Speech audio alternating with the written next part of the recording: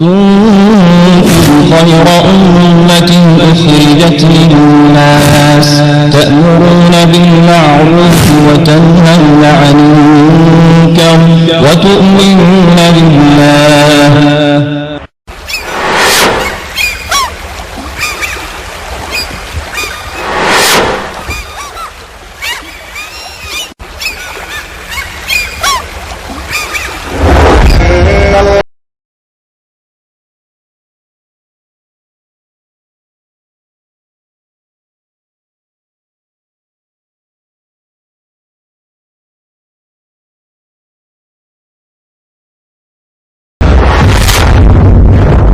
نبی کریم صلی اللہ علیہ وسلم فتح مکہ سے فارغ ہوئے اور آپ صلی اللہ علیہ وسلم نے مکہ عام معافی کا اعلان فرما دیا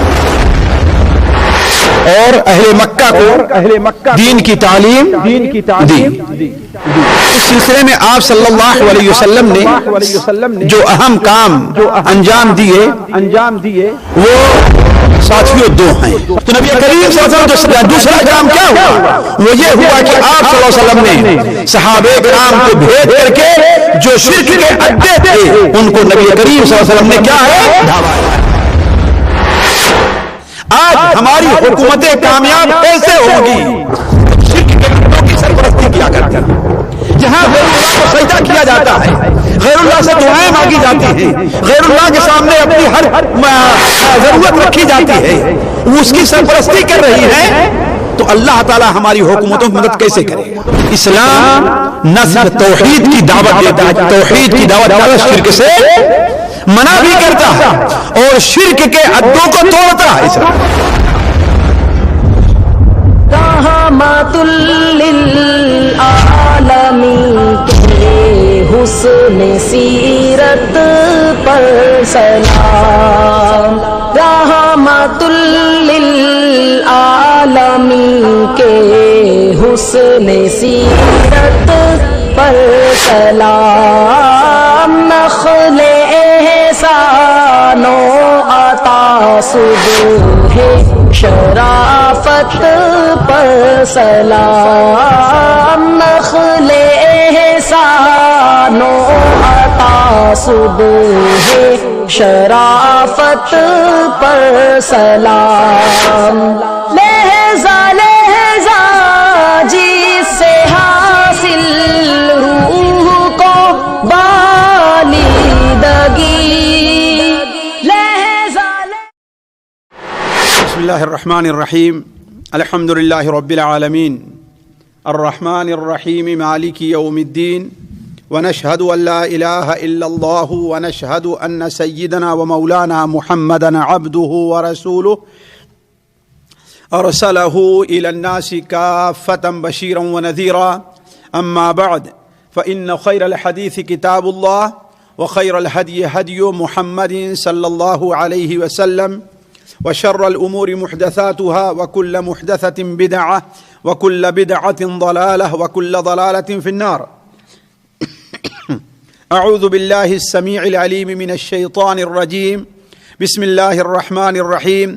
لقد نصركم الله في مواطن كثيرة ويوم حنين إذ أعجبتكم كثرتكم فلم تغن عنكم شيئا وضاقت عليكم الأرض بما رحبت ثم وليتم مدبرين. ثم أنزل الله سكينته على رسوله وعلى المؤمنين وأنزل جنودا لم تروها وعذب الذين كفروا وذلك جزاء الكافرين. ثم يتوب الله من بعد ذلك على من يشاء والله غفور رحيم. سبحانك لا علم لنا إلا ما علمتنا إنك أنت العليم الحكيم.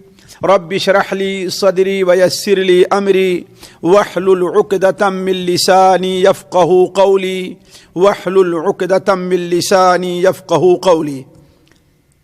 عزیز ساتھیو، قابل احترام دینی بھائیو، نبی کریم حضرت محمد مصطفیٰ صلی اللہ علیہ وسلم کی سیرت مبارکہ کا جو سلسلہ چل رہا تھا، پچھلی مجلس ہماری آپ کی یہاں پر آ کر رکی تھی کہ نبی کریم صلی اللہ علیہ وسلم جب فتح مکہ سے فارغ ہوئے اور آپ صلی اللہ علیہ وسلم نے مکہ مکرمہ میں عام معافی کا اعلان فرما دیا. پھر ظہر یا عصر کا وقت تھا کہ آپ صلی اللہ علیہ وسلم نے حضرت بلال رضی اللہ تعالی عنہ کو حکم دیا کہ خانہ کعبہ کی چھت پر کھڑے ہو کر اذان دیں. اس کے بعد آپ صلی اللہ علیہ وسلم نے جب خانہ کعبہ کو ہر قسم کی نجاست، برائیوں، شرک، بتوں کے اڈوں، بتوں اور تصویروں سے پاک کر دیا تو آپ صلی اللہ علیہ وسلم مکہ مکرمہ میں ہی رہے، ٹھہرے رہے. فتح مکہ کا واقعہ 13 رمضان کو پیش آیا، 14 کو پیش آیا، یعنی رمضان مبارک ہی میں ہے، لیکن کس تاریخ کو پیش آیا اس کے اندر اختلاف ہے. البتہ آپ صلی اللہ علیہ وسلم نے رمضان المبارک کے باقی دن آپ نے مکہ مکرمہ ہی میں گزارے. پہلے دن بھی، دوسرے دن بھی، تیسرے دن بھی آپ صلی اللہ علیہ وسلم نے مختلف خطبے دیے اور اہل مکہ کو دین کی تعلیم دی.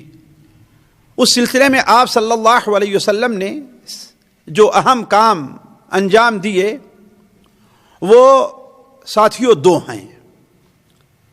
پہلا کام تو وہ ہے کہ مکہ مکرمہ میں کچھ ایسے حادثات پیش آئے جس سے ہر مسلمان کو کچھ سبق عقیدے سے متعلق، کچھ سبق حلال اور حرام سے متعلق، مسائل سے متعلق کچھ اسباق ملتے ہیں.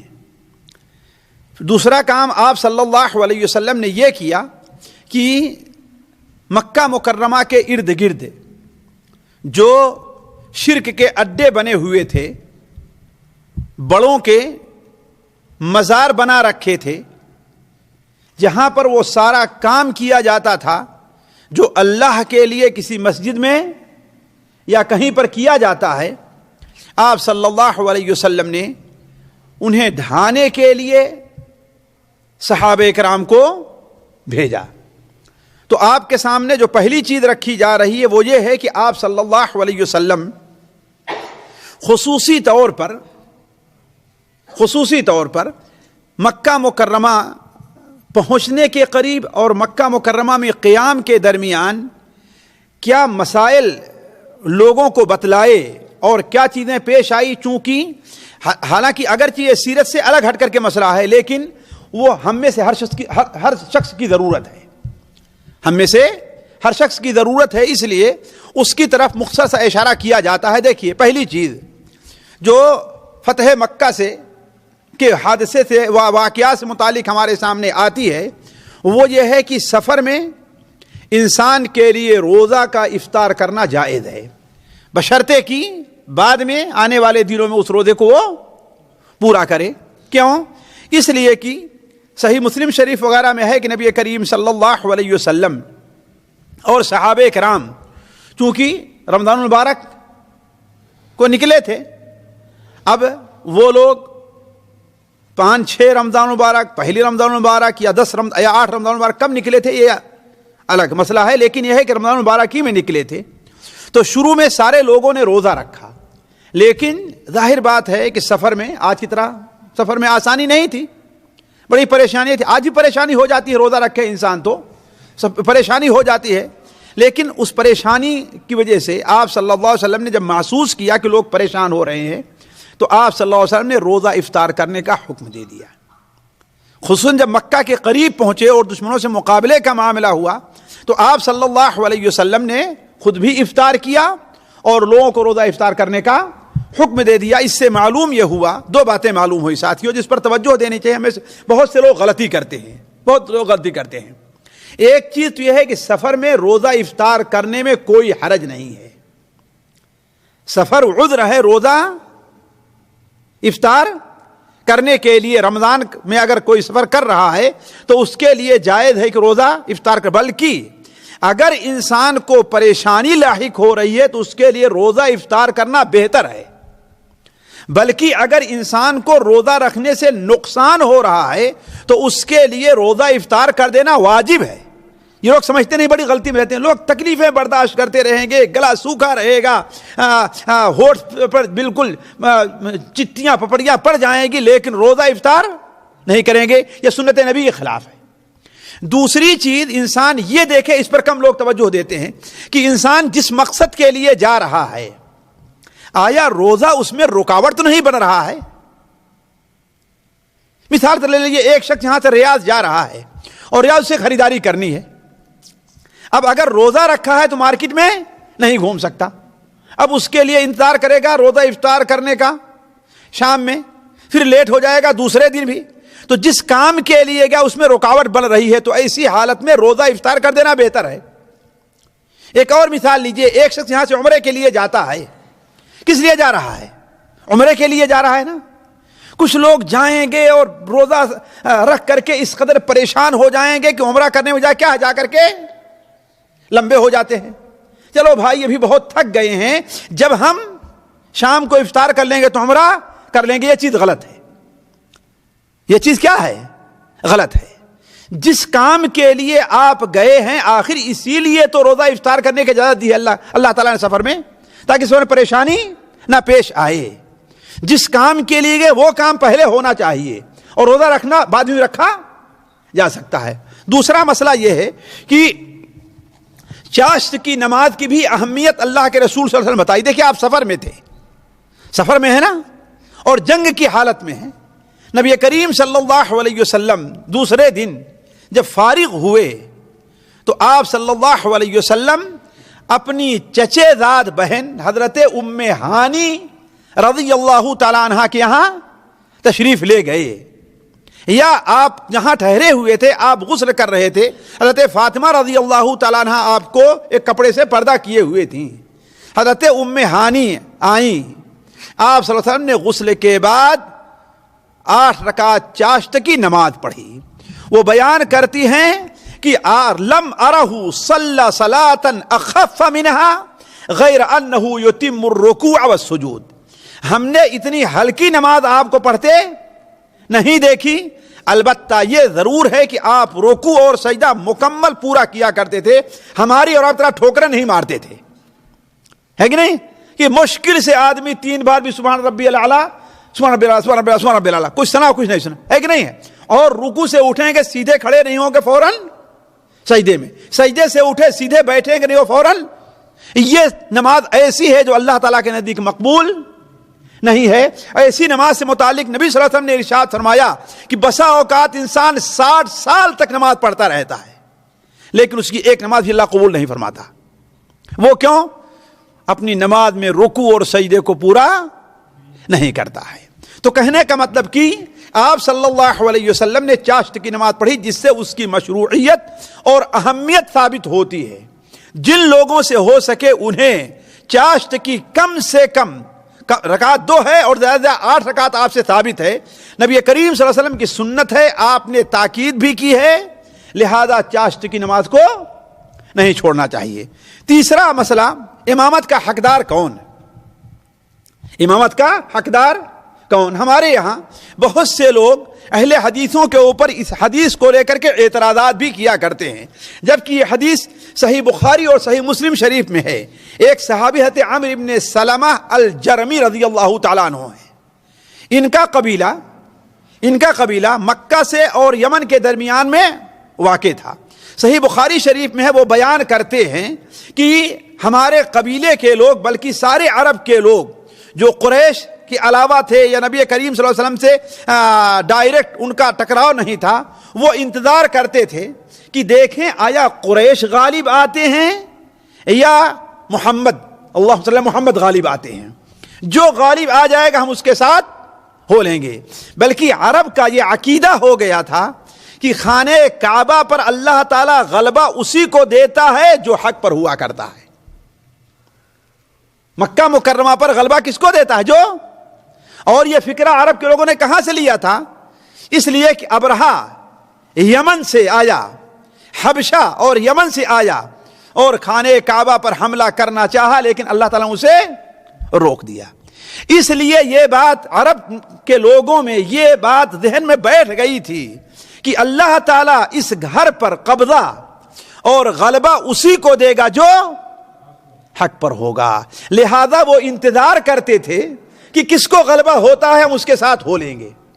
اور بہت سے قبیلے کے لوگ اسلام قبول اسی لیے نہیں کر رہے تھے کہ خانہ کعبہ پر کس کا غلبہ تھا؟ قریش کا تھا، مشرکین کا تھا۔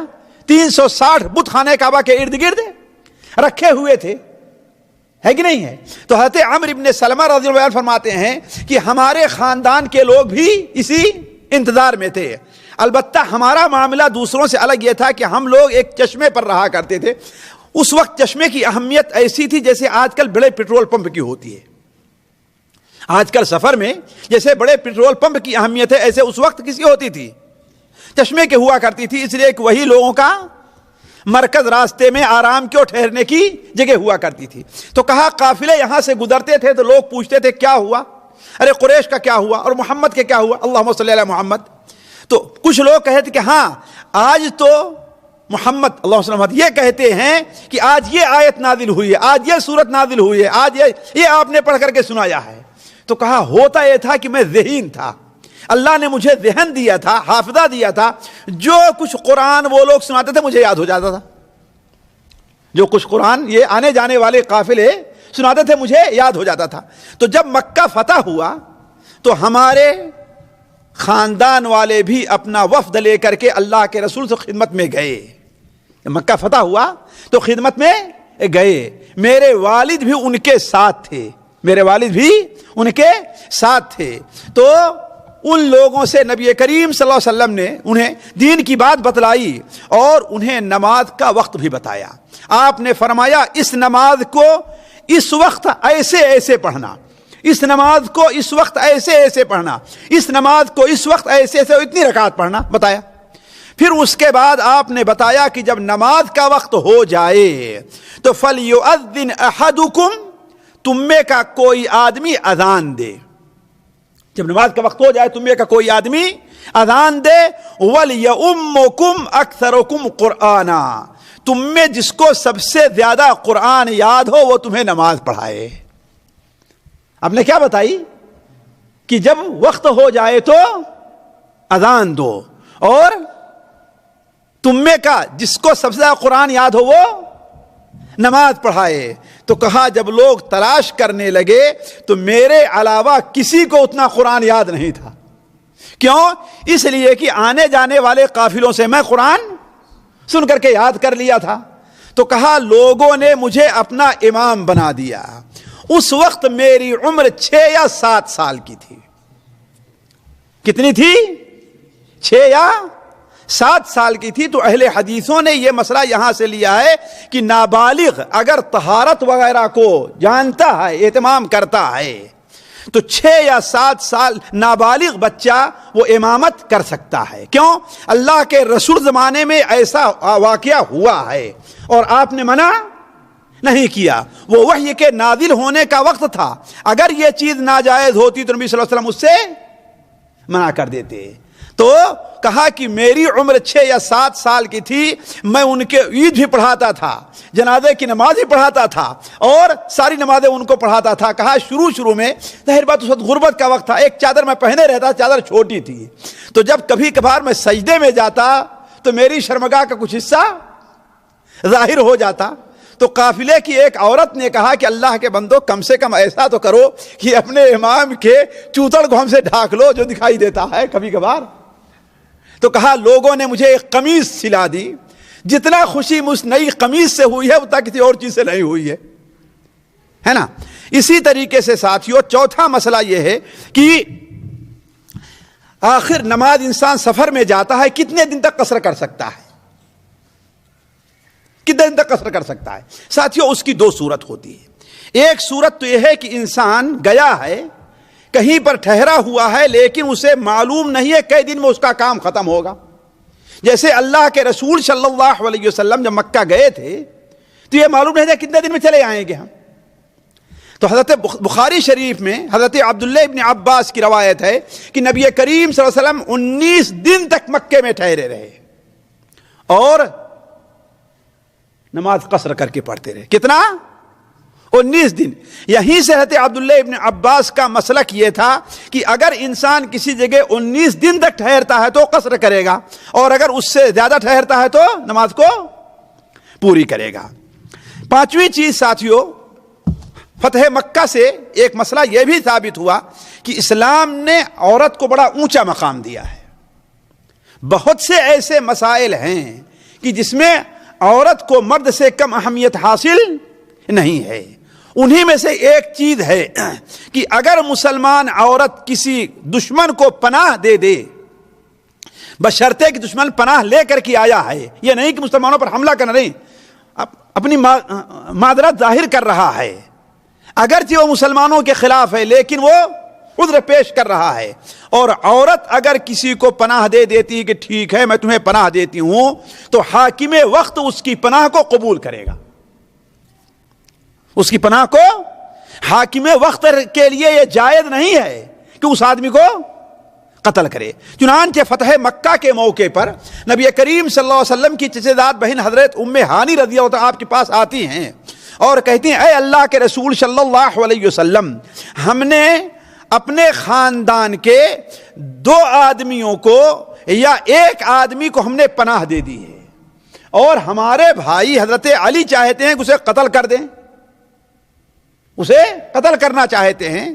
آپ نے کہا, اے ام ہانی, قد اجرنا من اجرتی, قد اجرنا من اجرتی, اے ام ہانی, جس کو تم نے پناہ دیا اسے ہم بھی پناہ دیتے ہیں, یعنی ہمارے لیے اب جائز نہیں کہ اس سے ہم چھیڑخانی کریں. 7ویں چیز, نکاح متعہ جو آج شیعہ بدبختوں کے ہاں عام ہے, وہ کیا ہے کہ آدمی کچھ دے کر کے 1 گھنٹے کے لیے, 1 دن کے لیے, 2 دن کے لیے, 3 دن کے لیے, ہفتے کے لیے کسی عورت سے نکاح کر لے, یعنی اس سے اس کا مقصد اس کے ساتھ زندگی بسر کرنا نہیں ہے, وقتی طور پر کیا ہے, اپنا کام نکالنا ہے. خاص طور اس زمانے میں بہت بسا اوقات ایسا ہوا کرتا تھا ساتھیوں کہ کوئی آدمی میں تجارت کے لیے جاتا تھا, ظاہر بات ہے ایسے ہوٹل وغیرہ نہیں تھے, تو وہ کیا کرتا تھا, کسی عورت سے 2 دن 3 دن ہفتے کے لیے نکاح کر لیتا تھا, اور جب آنا ہے تو طلاق دے کر کے چلا آیا. یہ چیز زمانے جاہلیت میں رائج تھی. شروع میں جس طریقے سے اسلام میں بہت چیزوں سے نہیں روکا گیا, جیسے شراب سے نہیں روکا گیا, شراب جا کے مدینہ میں حرام ہوئی ہے نا, ہے کہ نہیں ہے, ایسے ہی نکاح متعہ سے بھی نہیں روکا گیا تھا. لیکن اللہ کے رسول صلی اللہ علیہ وسلم نے اسے خیبر کے موقع پر اور اس کے بعد فتح مکہ کے موقع پر آپ صلی اللہ علیہ وسلم نے نکاح متعہ سے منع کر دیا کہ اب جائز نہیں ہے, بلکہ قیامت تک کے لیے جائز نہیں ہے. یہ شیعہ حضرات کی نادانی کہیے یا غلطی کہیے کہ زنا کو انہوں نے, آخر اس میں اور زنا میں کیا فرق ہے. کوئی آدمی کسی طوائف کے پاس جائے کہ ہاں بھائی 1 گھنٹے کے لیے رہنا اس کے پاس, چلو بھائی نکاح کر لے رہے ہیں ہم, تو تماشا ہوا کہ نہیں ہوا. 5ویں چیز ساتھیوں, ایک اور غور کریں, بہت سے لوگوں کے سامنے یہ مسئلہ آتا ہے کہ بچہ جس کے بستر پر, یعنی جس کی بیوی ہے, بچہ اسی کا مانا جائے گا, اگرچہ بیوی نے کسی سے زنا کرایا ہے اور دوسرے سے حمل ٹھہرا ہے, لیکن بچہ کس کا مانا جائے گا, جس کا بستر ہے, جس کی وہ بیوی ہے. اور یہ اس لیے تاکہ ہر باپ انکار نہ کرنا شروع کر دے, ہمارا بیٹا نہیں ہے, ہمارا یہ بیٹا نہیں ہے. کسی کے بارے میں شبہ ہوا, بیوی سے ناراض ہوا, ہمارا بیٹا نہیں, جس کے بستر پر, یعنی جس کی وہ بیوی ہے, جسے اس کے ساتھ جائز ہے تعلقات کا قائم کرنا, بیٹا اسی کا مانا جائے گا, چاہے اس کی بیوی نے زنا سے کسی اور ہی سے حاملہ ہوئی ہو. اس کا مطلب نہیں ہے, یا تم اعلان کرو لوگوں میں کہ ہاں بھائی میں اس کو نہیں مانتا, پھر اس کے احکام لعان وغیرہ کے دوسرے ہیں. اس میں ساتھیوں یہ ہوتا, ہمارے ہاں غلطی یہ ہوا کرتی ہے کہ بہت سے لوگ, کسی عورت نے کوئی گناہ کا کام کیا ہے نا, حمل ٹھہر گیا, تو کیا کرتے ہیں, جلدی سے پکڑ کر کے کسی خاندان والے کو کسی اور کچھ سے نکاح کر دیتے ہیں اپنی عیب کو چھپانے کے لیے. ایسا ہوتا ہی نہیں ہوتا ہے. حالانکہ اگر وہ حاملہ ہے تو بچہ کس کا؟ اولاً تو نکاح جائز ہے ہی نہیں، یہ ہے کہ نہیں؟ ایسے بھی واقعات آئیں گے، کسی عورت کی شادی ہوئی ہے لیکن شوہر نے جان لیا کہ اس نے غلط تعلقات دوسرے سے قائم کیا، طلاق دے دیتا ہے کہ نہیں ہے؟ تو جلدی سے کیا ہے، کسی دوسرے، اگر شوہر گھر والوں کو معلوم ہو گیا کہ ہاں یہ حمل سے، کیا کرتے ہیں؟ جلدی دوسرے سے شادی کرتے. یہ غلط چیز ہے، یہ غلط چیز ہے، اس کے لیے احکام ہیں. ہوا یہ کہ حضرت سعد ابن ابی وقاص اللہ کے رسول صلی اللہ علیہ وسلم کے ماموں اور بڑے مشہور صحابی ہیں. زمانے جاہلیت میں اصل میں ایسا تھا کہ وہاں ایک بیوی ہوتی تھی اور لونڈیاں ہوا کرتی تھی. لونڈی کس کو کہتے ہیں؟ جو عورتیں خریدی اور بیچی جاتی تھی. تو کچھ لوگ لونڈیوں کو خرید کر کے ان سے دھندا کروایا کرتے تھے. دیکھیے عورت ہر زمانے میں مظلوم ہے، اس پہلے مظلوم تھی اور اب بھی مظلوم ہے، آج بھی یہ کام لوگ کروا رہے ہیں، ہے کہ نہیں ہے؟ تو اس زمانے میں ہوتا یہ تھا کہ لوگ لونڈیوں کو خرید کر کیا کرتے تھے؟ ان سے دھندا کروایا کرتے تھے. اور بسا اوقات یہ ہوتا تھا کہ لونڈی جس سے زنا کرتی تھی اگر اقرار کر لیتی تو بچہ اسی کا مانا تھا، چاہے لونڈی جس کی رہی ہو، لونڈی چاہے جس کی ہو، لیکن بچہ کس کا مانا جائے گا؟ جس کی وہ کہہ دے گی. تو لیکن شریعت نے اسے قبول نہیں کیا، اس لیے کہ زنا وغیرہ کو شریعت نے ناجائز. جس طریقے سے بیوی سے وہی لطف اندوز ہو سکتا ہے جس کی بیوی ہے، ایسے ہی لونڈی سے وہی ہم بستر ہو سکتا ہے جس کی لونڈی ہے، الا یہ کہ اس کی شادی کسی اور مرد سے کر دی جائے. تو ہوا یہ کہ زمانے جاہلیت میں چونکہ یہ رواج تھا، تو حضرت عتبہ ابن سعد رضی اللہ تعالی عنہ نے، حضرت عتبہ ابن سعد نے زمعہ ابن اسود کی لونڈی سے زنا کیا اور حمل ٹھہر گیا. اس سے ایک لڑکا پیدا ہوا اور حضرت عتبہ کا انتقال ہو گیا. تو اپنے بھائی حضرت سعد ابن ابی وقاص سے کہا، دیکھو جب مکے جانا تو زمعہ کی لونڈی کا جو لڑکا ہے وہ میرا ہے، اسے اپنے ساتھ لے کر کے آنا. چنانچہ جب مکہ فتح ہوا تو حضرت سعد بن ابی وقاص اس کے پاس گئے اور اسے پکڑ لیا، کہا کہ میرا بھتیجا ہے، یہ میرے بھائی کا لڑکا ہے. لیکن زمعہ کے جو بیٹے تھے عبد، انہوں نے کہا کہ نہ، میرے باپ کی لونڈی کا بیٹا ہے، میرے باپ کے بستر پر تھی، وہ تمہارا کیسے ہو جائے گا، ہم اسے نہیں دیتے. آپس میں اختلاف ہو گیا. معاملہ کس کے پاس گیا؟ نبی کریم صلی اللہ علیہ وسلم کے پاس گیا.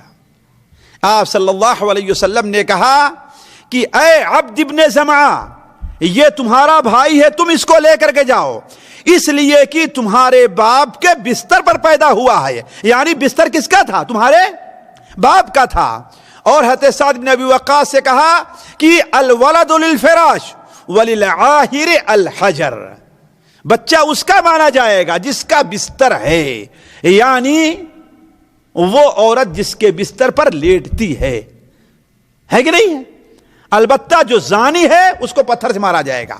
حالانکہ آپ صلی اللہ علیہ وسلم نے دیکھا کہ اس کی مشابہت عتبہ کے ساتھ ہے، یعنی معلوم یہ ہوا کہ یہ زنا، عتبہ نے اس لڑکی کے ساتھ زنا کیا، اس سے پیدا ہوا ہے. لیکن پھر بھی آپ نے عتبہ کا نہیں مانا، کس کا مانا؟ زمعہ کا مانا. کیوں؟ اس لیے کہ وہ جی خیر.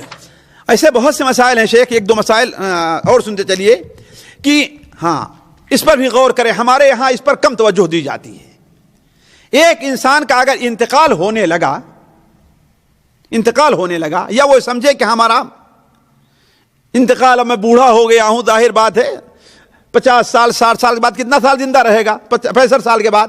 تو کوئی وصیت کرنا چاہتا ہے اپنے مال میں، تو اپنے مال کے 1/3 حصے سے زیادہ کی وصیت نہیں کرتا. ہمارے ہاں لوگ کیا کرتے ہیں کہ دیکھا کہ اگر بیٹی ہے اور نرینہ اولاد نہیں ہے کہ نہیں ہے، 2-4 بیٹیاں ہیں، تو سب بیٹی کو بھی نہیں، جس بیٹی کو زیادہ چاہیں گے یا جس کے شوہر کو اپنے یہاں لا کر کے بیٹھائیں گے، ہے کہ نہیں، اس کو کیا ہے، اپنا پورے مال کی وصیت کر دیتے ہیں. شرعاً یہ ناجائز ہے. اس لیے میں کہہ رہا ہوں کہ ایسے مسائل ہیں جو ہمارے یہاں روزانہ پیش آتے ہیں، اس لیے میں ان کا ذکر کر رہا ہوں، ہے کہ نہیں. یہ آج کل ایک بدعت چل چکی ہے جو ناجائز اور حرام ہے، کسی کو اپنا بیٹا بنا لینا، کسی کو اپنا بیٹا بنا لینا، پھر اپنی ساری جائیداد کس کو دے دیتے ہیں؟ اسی کو۔ یہ شرعی طور پر قطعاً ناجائز اور حرام ہے، قطعاً ناجائز اور حرام ہے۔ کوئی بھی شخص اپنے مال کے 1/3 حصے کی وصیت کسی کو کر سکتا ہے، بس 1/3، اس سے زیادہ کی وصیت نہیں کر سکتا۔ باقی جو بچے گا اس کے جو ورثہ ہیں ان میں تقسیم ہوگا، اس کا چاہے بھائی ہے، چاہے اس کا باپ ہے، اس کا بھتیجا ہے، اس کا دادا ہے، اگرچہ اس کا بیٹا نہیں ہے، لیکن اس کے لیے جائز نہیں کہ یہ مال کیا کرے، جیسے چاہے وہ تقسیم کرے۔ یہ مسئلہ کیسے ثابت ہوا؟ ایک حضرت سعد بن ابی وقاص بھی جن کا ذکر آیا، بڑے مشہور صحابی ہیں، مکہ مکرمہ جب تشریف لے گئے فتح مکہ کے موقع پر تو بیمار پڑ گئے، اور اس قدر بیمار پڑے کہ انہیں خطرہ ہوا کہ میں انتقال کر جاؤں گا۔ نبی کریم صلی اللہ علیہ وسلم کو بلایا اور کہا کہ اے اللہ کے رسول صلی اللہ علیہ وسلم، میری صرف ایک بیٹی ہے اور میرے پاس بہت زیادہ مال ہے، تو کیا میں اپنے مال کے پورے مال کی وصیت کر دوں؟ آپ نے کہا نہیں۔ کہا آدھے مال کی وصیت کر جاؤں؟ آپ نے کہا نہیں۔ کہا 1/3 مال کی وصیت کر جاؤں؟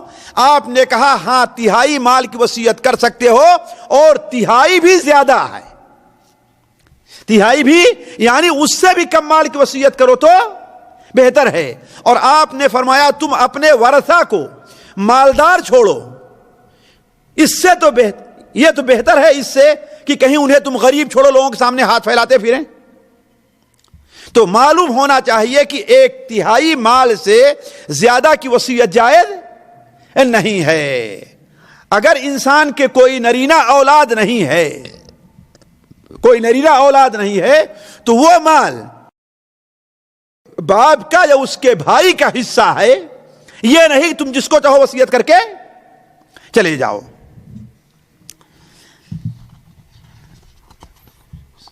ساتھیوں، وقت زیادہ ہوتا جا رہا ہے، ایسے ہی کئی ایک مسائل ہیں، ان میں سے ایک مسئلہ یہ بھی ہے کہ بعض لوگ بڑے کنجوس ہوتے ہیں، اپنے بچوں کو پورا خرچہ بھی نہیں دیتے، پتہ نہیں کس دن کے لیے بچا کر کے رکھے ہیں، ہے کہ نہیں؟ حتیٰ کہ بعض ایسے منحوس ہوتے ہیں کہ ان کے گھر والوں کو یہ پتہ بھی نہیں رہتی کہ میرے باپ کی جائیداد کہاں اور کہاں ہے، دوستوں کے پاس رکھے رہیں گے لیکن بیوی بچوں کو نہیں بتلائیں گے۔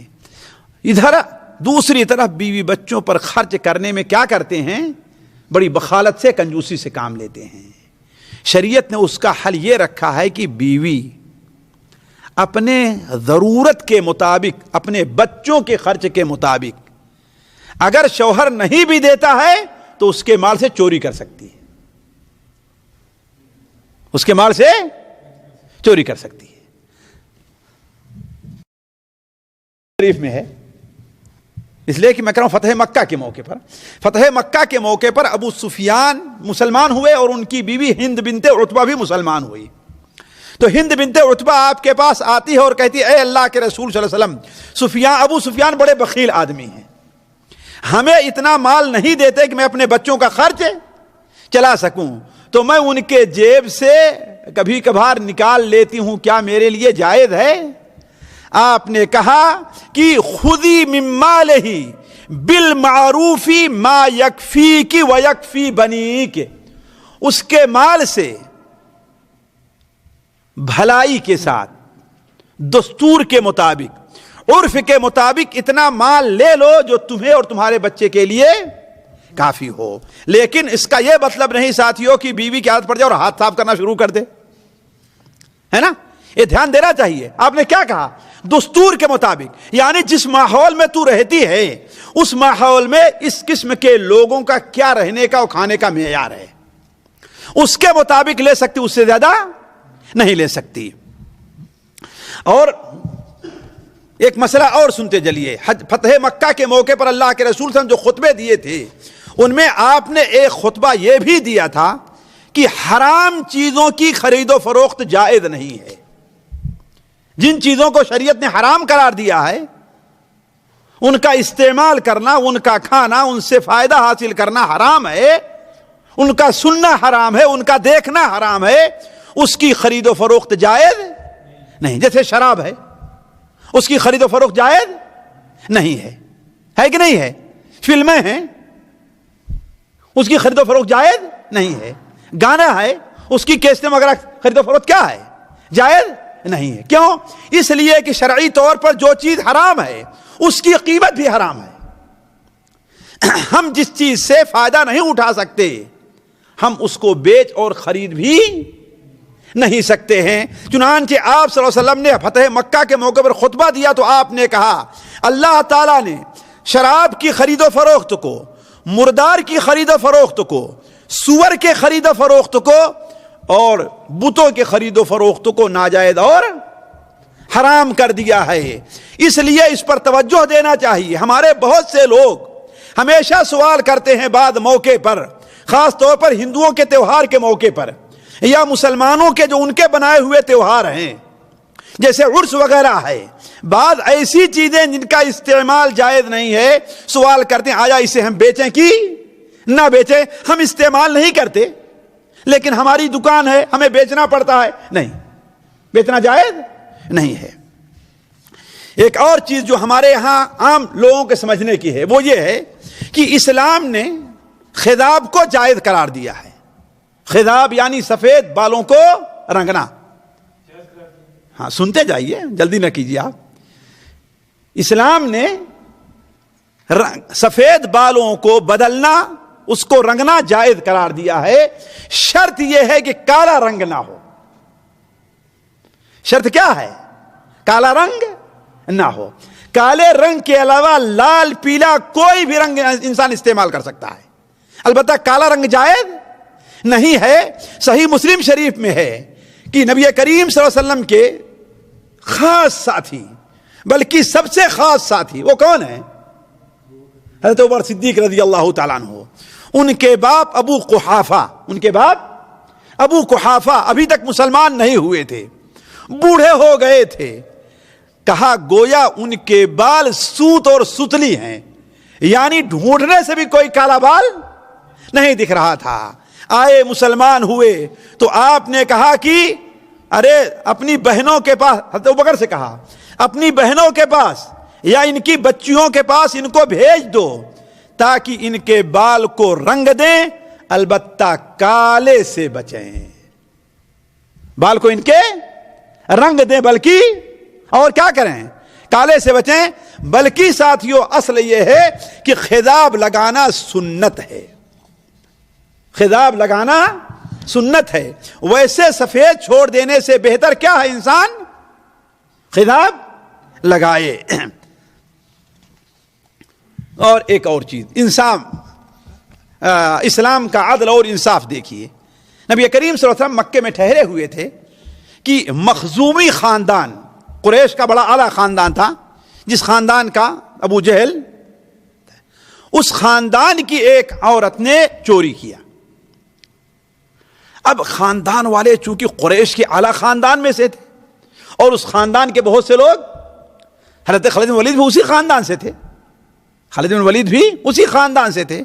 اب لوگوں کو ہوا کہ اب تو اس کا ہاتھ کاٹا جائے گا, لہذا حضرت اسامہ ابن زید کے پاس آئے جو اللہ کے رسول کے بڑے پیارے تھے, بلکہ حب و ابن حب رسول اللہ کہا جاتا تھا کہ اللہ کے رسول کے پیارے اور اللہ کے رسول کے پیارے کے بیٹے. لوگ ان کے پاس آئے اور کہے جا کے اللہ کے رسول صلی اللہ علیہ وسلم سے کہو کہ یہ اس خاندان کی ہے, اس کا ہاتھ نہ کاٹیں. آپ صلی اللہ علیہ وسلم غصہ ہوئے یہ بات سنی تو, اور کہا کہ اے اسامہ, اللہ کی حدوں میں سے کسی حد کے بارے میں تم سفارش کر رہے ہو؟ اس ذات کی قسم جس کے ہاتھ میں محمد کی جان ہے, اللہم صلی علی محمد, اگر محمد کی بیٹی فاطمہ بھی چوری کرے گی تو اس کا ہاتھ میں کاٹوں گا. اور دوسرے دن اس کا ہاتھ کاٹ دیا گیا. تو یہ ہے اسلام کا انصاف کہ اس میں جہاں پر حق ہے وہاں پر چھوٹے اور بڑے کی کوئی تمیز نہیں ہے. اور آخری چیز اس سلسلے کے ساتھیوں, باتیں تو اور ہیں کہ اگر میاں بیوی میں سے, اس لیے کہ یہ مسئلہ بہت ہم سے پوچھا جاتا ہے اس لیے میں کہہ رہا ہوں کہ میاں بیوی میں سے اگر ایک آدمی مسلمان ہو جائے اور ایک کافر ہے, جیسا ہوتا ہے, تو ہمارے یہاں بہت جلدی سے لوگ کہہ دیتے ہیں کہ ہاں نکاح فسخ ہو گیا. اور فرق کرتے ہیں کہ بیوی کے مسلمان ہونے پر اور شوہر کے مسلمان ہونے پر. حالانکہ اصل یہ ہے کہ نکاح فسخ نہیں ہوتا، یا کم سے کم اتنا تو ضرور ہے کہ 3 مہینہ یعنی عدت تک نکاح فسخ نہیں ہوتا. فتح مکہ کے موقع پر کچھ لوگوں کی بیویاں مسلمان ہو گئی، لیکن وہ لوگ مسلمان نہیں ہوئے، جن میں صفوان ابن امیہ مکہ کے رئیس تھے اور اکرمہ ابن ابی جہل مکہ کے پہلوانوں میں سے وہ بھی تھے. اکرمہ ابن ابی جہل تو یمن بھاگ گئے، ان کی بیوی ام حکیم مسلمان ہو گئی، اور صفوان ابن امیہ جدہ بھاگے اور ان کی بیوی مسلمان ہو گئی. لیکن جب یہ لوگ دوبارہ مسلمان ہو کر کے آئے تو نبی کریم صلی اللہ علیہ وسلم ان کا نیا نکاح نہیں پڑھایا، اسی نکاح کے اوپر باقی رکھا. خیر ساتھیوں، اس طریقے سے اور بہت سے مسائل فتح مکہ کے موقع پر پیش آئے. اب ہم آگے بڑھتے ہیں کہ نبی کریم صلی اللہ علیہ وسلم فتح مکہ کے بعد دوسرا کام، یہ تو پہلا کام تھا، دوسرا کام یہ کیا کہ 25 رمضان کو حضرت خالد بن ولید رضی اللہ تعالیٰ عنہ کو وادی نخلا میں جو عزا نامی بت ان کا تھا، ظاہر بات مکہ کے بڑے مشہور بتوں میں تھا، جس کا ذکر قرآن میں آیا ہے. افرأیتم اللات والعزا ومناۃ الثالثۃ الاخری، 3 بتوں کا نام بڑے یہ 3 بت بڑے اہمیت کے حامل تھے، وادی نخلا میں تھے، جس کے مکہ کے لوگ زیارت کرتے تھے اور اس کی عبادت کرتے تھے. حضرت خالد بن ولید کو اللہ کے رسول صلی اللہ علیہ وسلم نے 30 سواروں کو لے کر کے بھیجا کہ جاؤ اور عزا کو ڈھا دو. ساتھیو، یہی ہے اسلام، نہ صرف توحید کی دعوت دیتا ہے، جیسے پچھلی بار لوگوں نے سوال کیا تھا، توحید کی دعوت دیتا ہے، نہیں، توحید کی دعوت دیتا ہے، شرک سے منع بھی کرتا ہے اور شرک کے اڈوں کو توڑتا ہے. اسلام شرک کے اڈوں کو باقی نہیں رکھتا ہے. تو نبی کریم صلی اللہ علیہ وسلم جو سب سے پہلا کام کیا، یا دوسرا کام کیا ہوا، وہ یہ ہوا کہ آپ صلی اللہ علیہ وسلم نے صحابہ کرام کو بھیج کر کے جو شرک کے اڈے تھے ان کو نبی کریم صلی اللہ علیہ وسلم نے کیا ہے، ڈھاوایا ہے. آج ہماری حکومتیں کامیاب کیسے ہوں گی جب شرک کے اڈوں کی سرپرستی کیا کرتی ہیں، جہاں غیر اللہ کو سجدہ کیا جاتا ہے، غیر اللہ سے دعائیں مانگی جاتی ہیں، غیر اللہ کے سامنے اپنی ہر ضرورت رکھی جاتی ہے، وہ اس کی سرپرستی کر رہی ہیں، تو اللہ تعالی ہماری حکومتوں کی مدد کیسے کرے گا؟ اسلام شرک کے اڈوں کو ڈھانے کے لیے آیا ہے، ان کی حفاظت کے لیے نہیں آیا ہے. اور یہ کہنا ساتھیوں کہ یہ فلاں بزرگ کا مزار ہے، یہ شریعت کی نظر میں سراسر غلط ہے. جتنے لوگوں نے مزار بنائے تھے، بت بنائے تھے، وہ اپنے بزرگوں اور نیک لوگوں ہی کے بنائے تھے. گنہگار کا مزار کوئی نہیں بناتا ہے. مثال کے طور پر لات، یہ کہاں تھا ساتھیوں؟ یہ کہاں تھا جس کا ذکر قرآن مجید میں ہے؟ یہ طائف میں تھا. لات کے بارے میں صحیح بخاری شریف میں ہے، حضرت عبداللہ ابن عباس کی روایت ہے کہ لات ان نیک لوگوں میں تھا کہ یلت السویق للحجاج، حاجی لوگ جب ادھر سے گزرتے تھے تو راستے میں ایک چٹان کے اوپر بیٹھ کر کے حاجیوں کو ستو گھول کر کے پلایا کرتا تھا. تو جب اس کا انتقال ہو گیا تو اسی چٹان کے پاس لوگوں نے اسے دفن کر دیا اور اس کا مزار بن گیا. ساتھیوں، اس پر توجہ دینے کی ضرورت ہے ہمیں اور آپ کو کہ کوئی بھی قوم کسی گنہگار کے پیچھے نہیں بھٹکتی ہے، کوئی بھی قوم کسی شرابی کبابی کے پیچھے نہیں بھٹکتی ہے، کوئی بھی قوم کسی ڈاکو کے پیچھے نہیں بھٹکتی ہے. بھٹکتی کس کے پیچھے؟ اللہ کے نیک بندوں ہی کے پیچھے بیٹھتی. اسی لیے نبی کریم صلی اللہ علیہ وسلم نے اپنے جتنے لوگوں کی قبریں بنوائی ہیں، کسی کو آپ نے مزار نہیں بنایا، کوئی پکی قبر نہیں بنائی، ہر ایک کو بقی میں لے جا کر کے آپ نے دفن کیا ہے. بلکہ صحیح مسلم شریف کی روایت ہے کہ نبی کریم صلی اللہ علیہ وسلم نے قبر کو پختہ بنانے سے، قبر کے اوپر عمارت تعمیر کرنے سے اور قبر کے اوپر بیٹھنے سے، قبر کو چونا گچ کرنے سے آپ نے منع فرمایا. حتیٰ کہ آپ نے اس سے ہی منع فرمایا وَأَن يُكْتَبَ عَلَيْهِ، قبر کے اوپر لکھا بھی جائے کہ یہ فلاں صاحب کی قبر ہے. یہ صحیح مسلم شریف کے بعد جابر بن عبداللہ سے. لیکن ہماری قوم ان تمام چیزوں پر پردہ ڈال کر کے اسی چیز میں بھٹکی ہوئی ہے آج. تو عرض کرنے کا مقصد ہے کہ نبی کریم صلی اللہ علیہ وسلم نے یہ کیا کہ حضرت خالد بن ولید کو 30 سواروں کو دے کر کے کہاں بھیجا؟ عزا کی طرف. خالد بن ولید گئے اور اسے ڈھا کر کے چلے آئے. لیکن وہاں 3 بیری کے درخت تھے، درختوں کو کاٹ دیا، کہا ابھی تم نے کچھ نہیں کیا ہے۔ وہ جو گھر وہاں پر بنا ہوا ہے عزا تو اس میں بیٹھی ہوئی ہے جو اصل مجاور ہے اس کی۔ چنانچہ خالد بن ولید دوبارہ جاتے ہیں اور جب وہاں پر بیٹھے ہوئے لوگ سدنا جن کو کہا جاتا ہے، جو لوگ وہاں پر بیٹھے ہوئے ہیں، دوبارہ حضرت خالد بن ولید کو دیکھا تو بھاگنا شروع کیا اور کہا اے عزا بھاگو، اے عزا اسے پاگل بنا دو، اے عزا اسے غارت کر دو، اے عزا اسے تباہ کر دو، کہتے ہوئے بھاگے۔ حضرت خالد بن ولید ان کا پیچھا کیا تو کیا دیکھتے ہیں کہ اسی عمارت سے ایک عورت نکلتی ہے جس کے بال پھیلے ہوئے ہیں، بچھڑے ہوئے ہیں۔ خالد بن ولید نے کہا کہ اچھا یہ عزا ہے، ایک تلوار ماری اور 2 ٹکڑے ہو گئی۔ جب واپس آئے تو آپ نے کہا کہ ہاں یہ تم نے کام کیا ہے۔ اسی طریقے سے نبی کریم صلی اللہ علیہ وسلم نے حضرت سعید ابن زید ابن اشحال کو منات نامی جو ان کا بت تھا اور یہ مشلل میں بنایا ہوا تھا جو رابی کے قریب ہے، وہ گئے۔ اس کا بھی قصہ بڑا لمبا ہے ساتھیوں، میں اس قصے کو نہیں بیان کرتا تفصیل میں جا کر کے۔ علی کل حال یہ کہ جا کر کے اسے بھی انہوں نے ڈھا دیا۔ اسی طریقے سے عمرو ابن عاص رضی اللہ تعالیٰ عنہ کو ایک ٹولی دے کر کے بھیجا جو سوع نامی بت جو حذیل کا تھا اور یمن کے راستے میں تھا مکہ سے، وہاں بنا ہوا تھا، وہ جا کر کے اس کو بھی ڈھا دیا اور وہاں سے چلے۔ کرنے کے بعد یہ 3 جگہ جو مشہور مقامات تھے، نبی کریم صلی اللہ علیہ وسلم نے انہیں ڈھایا۔ اس کے بعد نبی کریم صلی اللہ علیہ وسلم کو خبر ملتی ہے کہ مکہ کے فتح ہو جانے کے بعد اب 2 قبیلے ایسے رہ گئے ہیں جو پھر مسلمانوں سے لڑائی کے لیے آمادہ ہیں۔ وہ کون سے لوگ ہیں؟ حوازن کے لوگ اور طائف کے لوگ۔ طائف کے اس لیے کہ اس وقت عرب میں 2 شہروں کو بڑی اہمیت حاصل تھی، کس کو؟ مکہ کو اور طائف کو۔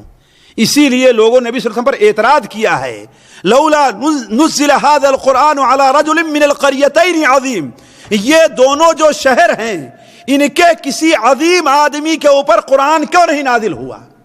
اس سے مراد 2 شہر کون ہیں؟ مکہ اور ان دونوں کا اپنا جہاں خاندانی تعلق تھا وہیں ان کے رشتہ داری بھی تھی۔ بلکہ مکہ کے لوگ گرمی کے دن کہاں گزارا کرتے تھے؟ طائف میں آ کر کے، اور طائف میں ان کے بڑے بڑے باغات بھی تھے۔ آپ کو یاد ہوگا کہ نبی کریم صلی اللہ علیہ وسلم کی سیرت طائف جانے کا جو واقعہ ہم نے بیان کیا تھا، آپ صلی اللہ علیہ وسلم جب طائف کے لوگوں نے آپ کو تنگ کیا تو کہاں آئے تھے؟ بنو شیبہ کے ایک باغ ہے نا، بنو شیبہ جو ہے نا، عتبہ ابن شیبہ وغیرہ کے ہے کہ نہیں، ایک باغ میں آ کر کے ہے نا آپ کو پناہ ملتی ہے نا۔ تو مکہ کے لوگوں کے بڑے باغات بھی تھے، انگور کے اور ان چیزوں کے باغات طائف میں تھے۔ تو طائف کے لوگ مکہ کے اہل مکہ کے برابر ساتھی تھے اور ہر چیز میں ان کی مدد کیا کرتے تھے۔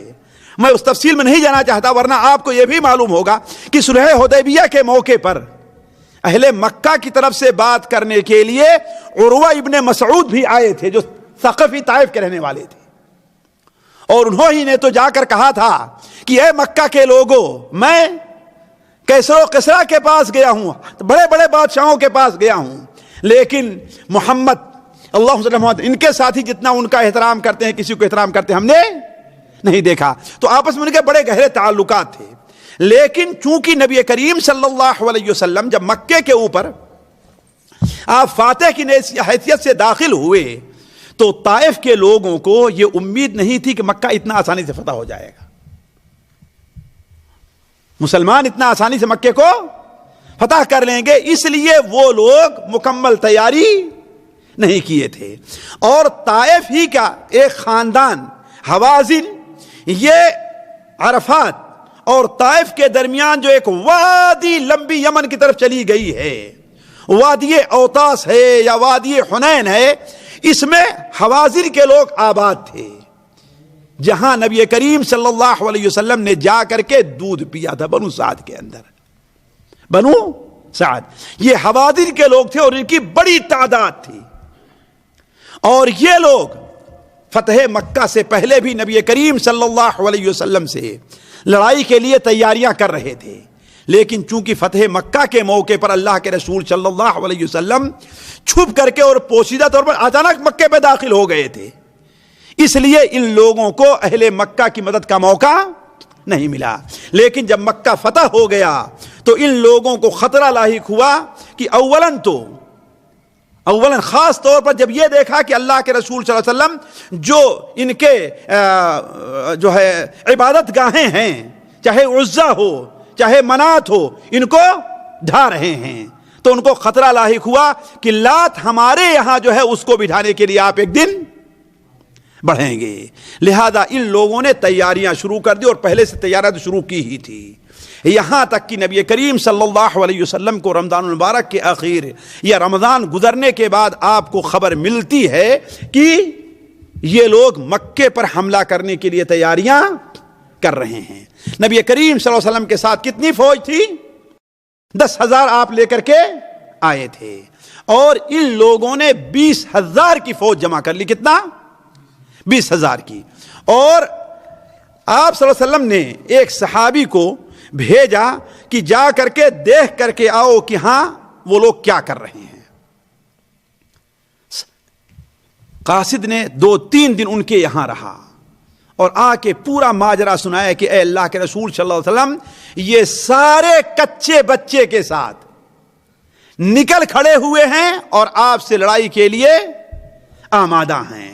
نبی کریم صلی اللہ علیہ وسلم کو جب یہ خبر ملتی ہے تو آپ صلی اللہ علیہ وسلم وادی حنین کا رخ کرتے ہیں۔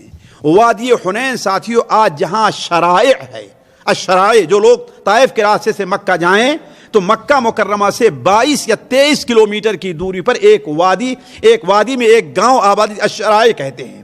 یہی وادی ہے وادی حنین، جو مشرق شمال کی طرف نکلی ہے، مشرق کی طرف اور جنوب طرف چلی گئی ہے دور تک، اور بڑی لمبی وادی ہے۔ اس وادی کے اندر لوگ اکٹھا ہیں۔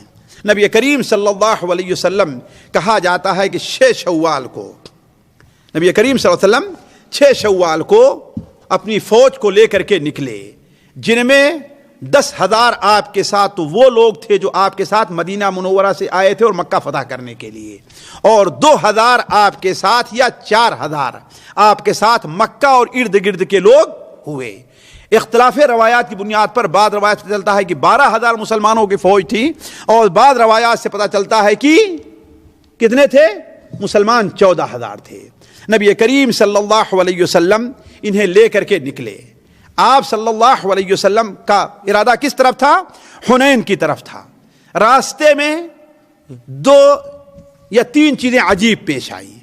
ایک چیز تو یہ ہے کہ نبی کریم صلی اللہ علیہ وسلم مسلمانوں کو لے کر کے جب راستے سے گزر رہے تھے تو ایک بہت بڑا موٹا بیری کا درخت ملا۔ دیکھا کہ اس کے اوپر کچھ کپڑے باندھے ہوئے ہیں، جیسے ہمارے ہاں دیکھیں گے نہیں، بہت سے مزاروں پر جو ہے چتڑے باندھ دیتے ہی نہیں جانتے تھے۔ یہ میں کہتا ہوں، برا نہ لگے کسی کو، یہ شرک کے اڈے ہیں سب۔ وہاں پر کپڑے لگے ہوئے ہیں، ایک بیری کا درخت ہے، اور دیکھا کچھ ہتھیار بھی لٹکے ہوئے ہیں۔ وہ ایسا تھا کہ ایک بیری کا درخت تھا، برکت کے لیے لوگ، منت ماننے کے لیے لوگ، اپنی مراد پوری کرنے کے لیے لوگ اس پر اپنے ہتھیار لٹکاتے اور اس پر کپڑے باندھتے تھے۔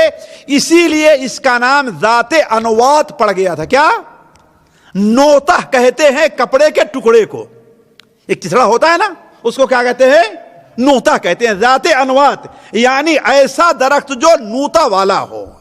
تو وہاں سے مسلمان گزرے تو چونکہ مکہ کے لوگ ابھی نئے نئے مسلمان ہوئے تھے نا، توحید کو اچھی طریقے سے سمجھا نہیں تھا، شرک کے دروازے کیا ہیں ان کو نہیں پہچان سکے تھے۔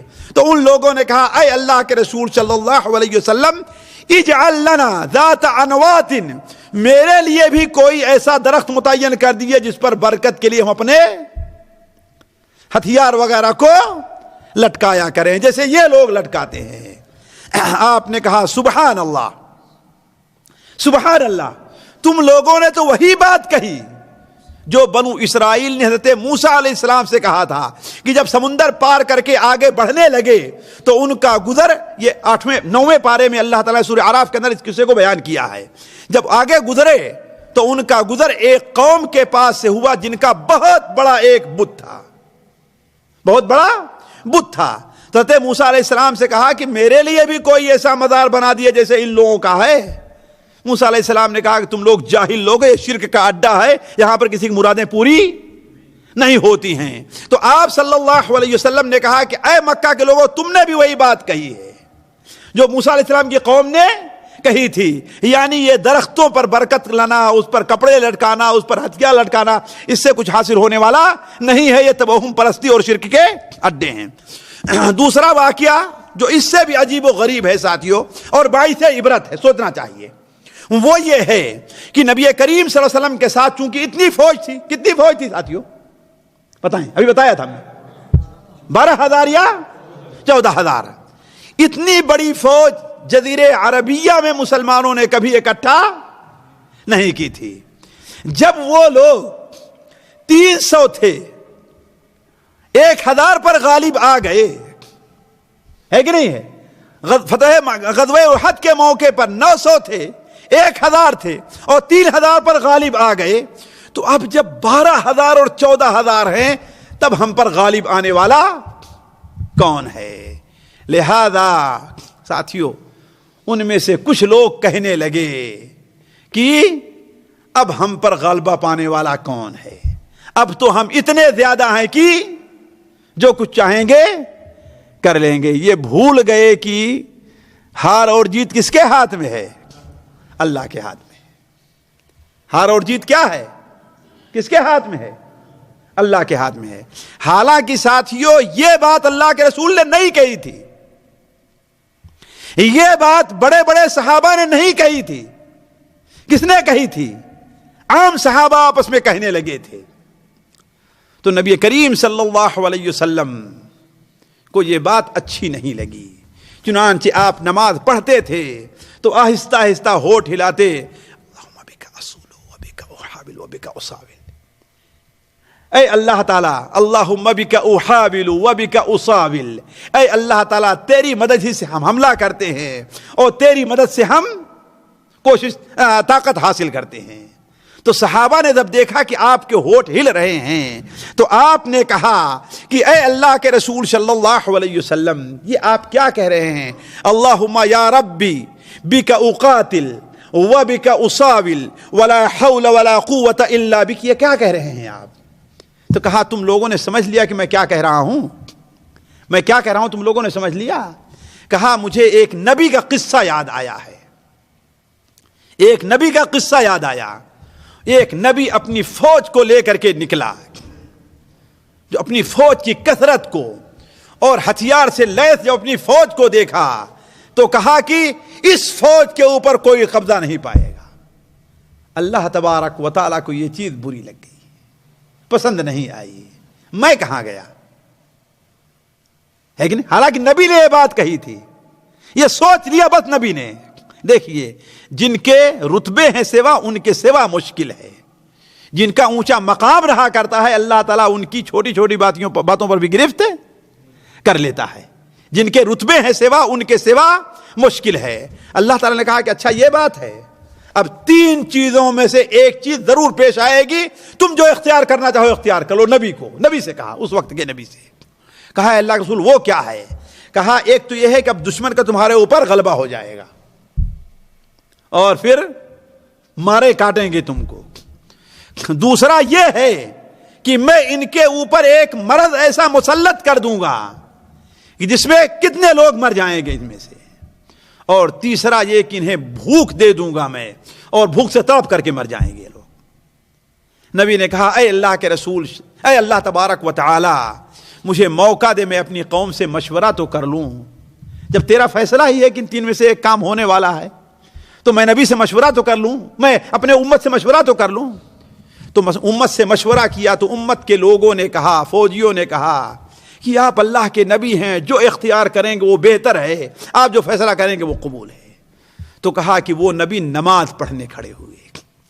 وہ نبی ساتھیوں، یہ ہے نماز کی اہمیت. ہر مشکل میں انسان کس کا سہارا لینا چاہے، کس کو؟ اور ہم سر میں درد ہوا تو نماز چھوڑ دیتے ہیں. ہوتا ہی نہیں ہوتا ہے. ایک آدمی بہت نماز میں کیوں نہیں ہے بھائی؟ آج میں بیمار تھا. وہ لوگ پریشانی میں کس کا سہارا لیتے تھے؟ نماز کا. اور ہم ذرا سا مشکل آئی تو نماز کو دیکھیے ہم ان کے کیسے بننے والے ہیں، ان کے متبع.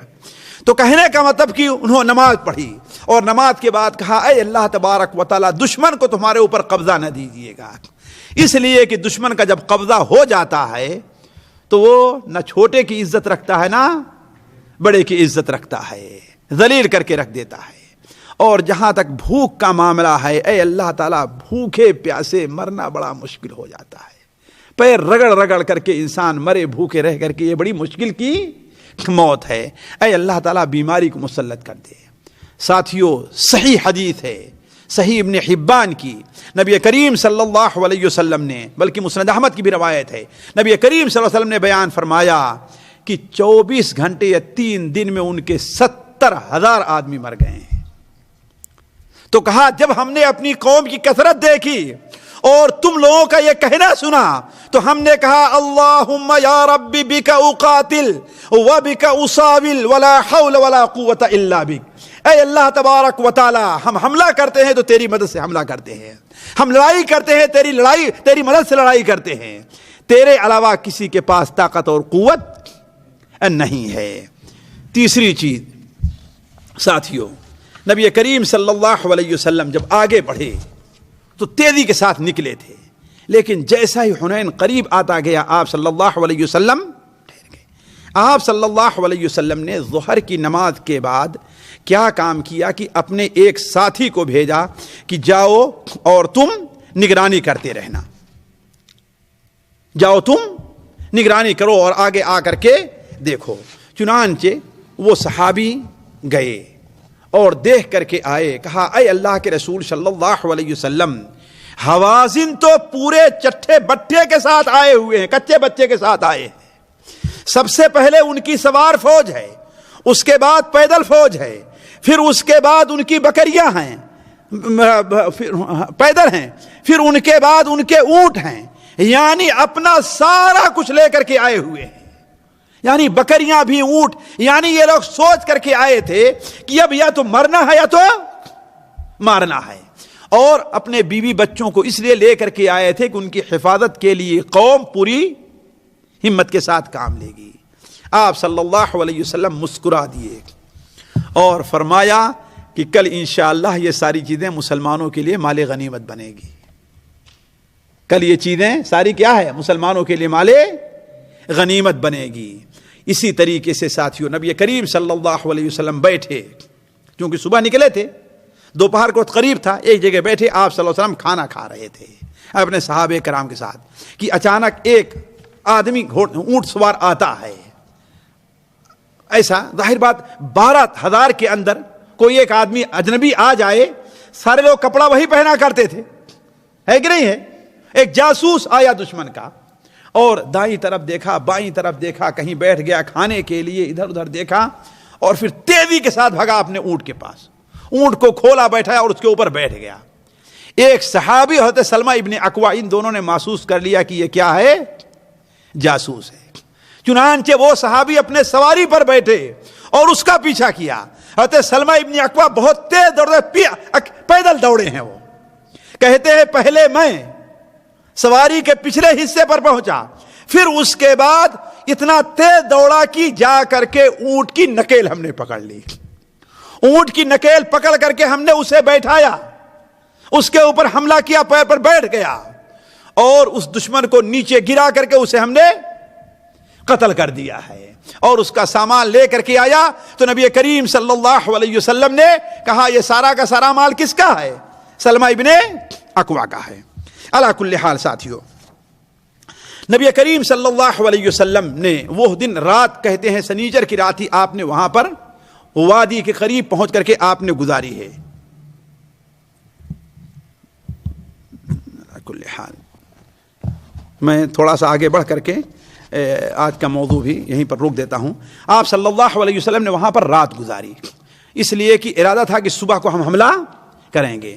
رات میں آپ صلی اللہ علیہ وسلم عشاء کی نماز پڑھ لیے، تو عشاء کی نماز پڑھنے کے بعد آپ نے ایک صحابی حضرت انس ابن ابی مرثد الغنوی رضی اللہ عنہ کہتے ہیں کہ آج پہرے داری کون کرے گا؟ ظاہر بات دشمن کا چاروں طرف سے خطرہ رات میں کی طرف سے بھی آ سکتا ہے، کون پہرے داری کرے گا؟ حضرت انس بن مرثد کھڑے ہوئے، آپ نے کہا جاؤ اپنے گھوڑ سواری پر بیٹھو اور یہ جو دونوں ٹیلے دکھائی دے رہے ہیں تم اس کے اوپر چڑھ جاؤ۔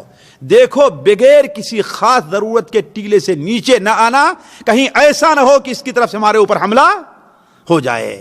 چنانچہ حضرت مرثد ابن ابی مرثد غنوی رضی اللہ تعالی، حضرت انس ابن ابی مرثد غنوی رضی اللہ تعالی آگے جاتے ہیں اور اپنی سواری پر بیٹھ کر کے گھوڑے پر چڑھے اور ٹیلے کے اوپر چڑھ گئے، ٹیلے کے اوپر انتظار کرتے رہے۔ جب صبح کو نبی کریم صلی اللہ علیہ وسلم اٹھے اور فجر کی نماز پڑھنے کے لیے کی 2 سنتیں پڑھ لی تو آپ نے کہا تمہارا سوار واپس آیا کہ نہیں آیا؟ لوگوں نے کہا ابھی تک تو نہیں آیا۔ پوچھا آیا کہ نہیں آیا؟ کہا نہیں آیا۔ آپ صلی اللہ علیہ وسلم نماز کے لیے کھڑے ہو گئے، نماز پڑھا رہے تھے اور اپنے آنکھوں سے وہ راستہ دیکھ رہے تھے جس راستے سے سوار کو آنا تھا۔ تو ساتھیوں معلوم یہ ہوا کسی مصلحت کے پیش نظر، کسی ضرورت کے پیش نظر نماز میں دائیں اور بائیں دیکھا جا سکتا ہے، بشرطے کی سینہ قبلے کی طرف سے دوسری طرف نہ ہو، ہے کہ نہیں؟ تو نبی کریم صلی اللہ علیہ وسلم جیسے نماز پڑھا چکے کہا کہ دیکھو تمہارا ساتھی آ رہا ہے۔ کیوں؟ اس لیے کہ آپ صلی اللہ علیہ وسلم نے چونکہ وادی سے آ رہے تھے نا اور درختوں کے ہلنے کی کو دیکھا آپ نے تو کہا تمہارا ساتھی آ رہا ہے۔ صحابہ کرام کہتے ہیں، حضرت سالم بن حنظلیہ کہتے ہیں کہ جب ہم لوگوں نے غور سے دیکھا تو درختوں کو چیرتا پھاڑتا ہوا وہ صحابی آئے اور آ کر کے نبی کریم صلی اللہ علیہ وسلم سے کہا تم کہاں تھے؟